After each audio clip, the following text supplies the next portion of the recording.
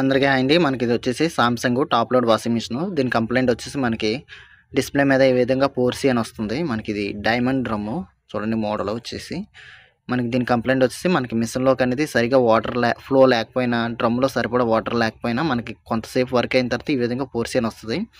ఎక్కువగా మనకి filter lock అయిపోవడం వల్ల మనకి 4C ఎర్రర్ వస్తుంది. ఒకసారి ఈ ఫిల్టర్ అనేది క్లీన్ చేసుకొని లోపల కూడా చిన్న మెస్ ఫిల్టర్ ఉంటుంది.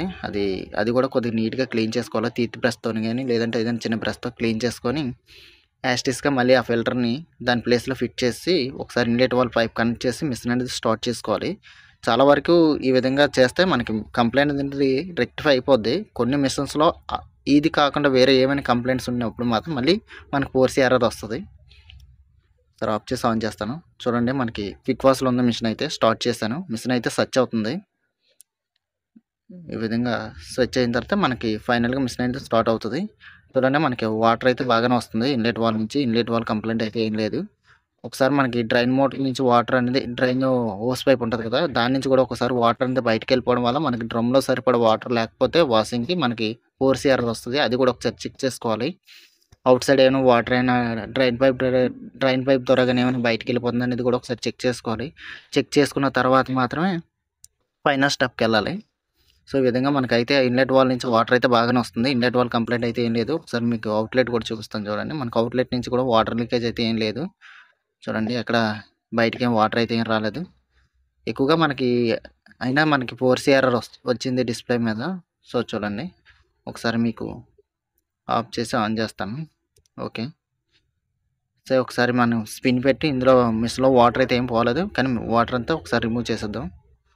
స్పిన్ పెట్టాను, మనకు వాటర్ అయితే బయటకు వచ్చేస్తుంది. చూడండి మనకి 8 నిమిషాలు చూపిస్తుంది. ఇంకా ఒకసారి మీకు దగ్గర నుంచి చూపిస్తాను. చూడండి మనకు వాటర్ అంతా బయటికి వెళ్ళిపోయింది. ఇంకా మిషన్లో ఎలాంటి వాటర్ లేదు. ఇప్పుడు స్పిన్ అనేది స్టార్ట్ అవుతుంది.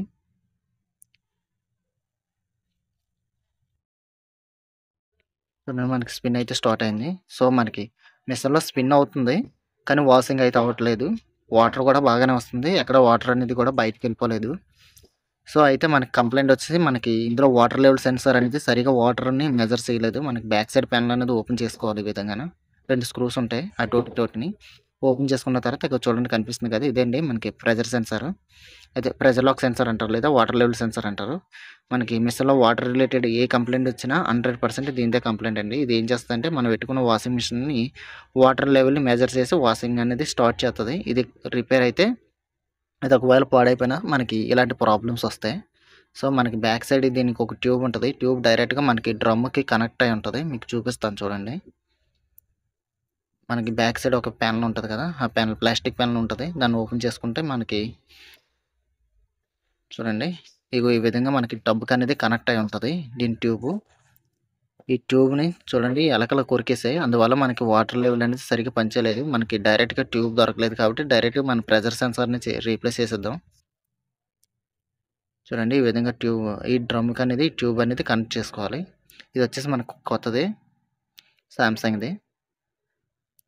సో ఈ విధంగా మనకి ఆ ట్యూబ్ ఉంటుంది కదా, ఆ ట్యూబ్ని సేమ్ ఆ హోల్లో లోపలికి పెట్టేసి దీనికి ఒక సిట్టింగ్ లాక్ ఉంటుంది. జస్ట్ ఇలా ఒకసారి మీకు చూపిస్తాను. ఇలా పట్టుకొని ఇలా మీదని ప్రెస్ చేస్తే లాక్ అయిపోద్ది. అంతే, పెద్దగా కష్టపడాల్సిన పని ఏమి ఉండదు. ఈ ట్యూబ్ ఉంది కదా, ఈ ట్యూబ్కి ఒక కింద ముందున ఒక లాక్ ఉంటుంది.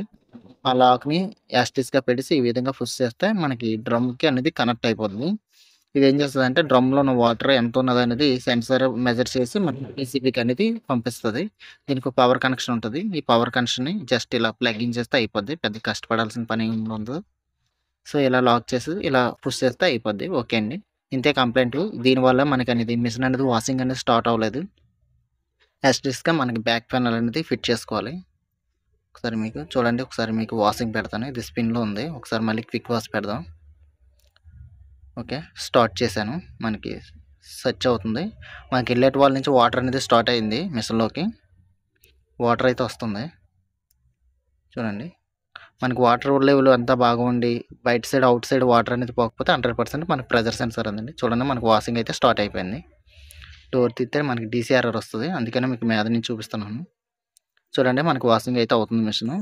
సో దీని కంప్లైంట్ అయితే సాల్వ్ అయిపోయిందండి. ఇదే ప్రెజర్ లాక్ వల్ల మనకి ఇలాంటి కంప్లైంట్స్ అన్నీ వస్తాయండి. ఓకే అండి. Thank you.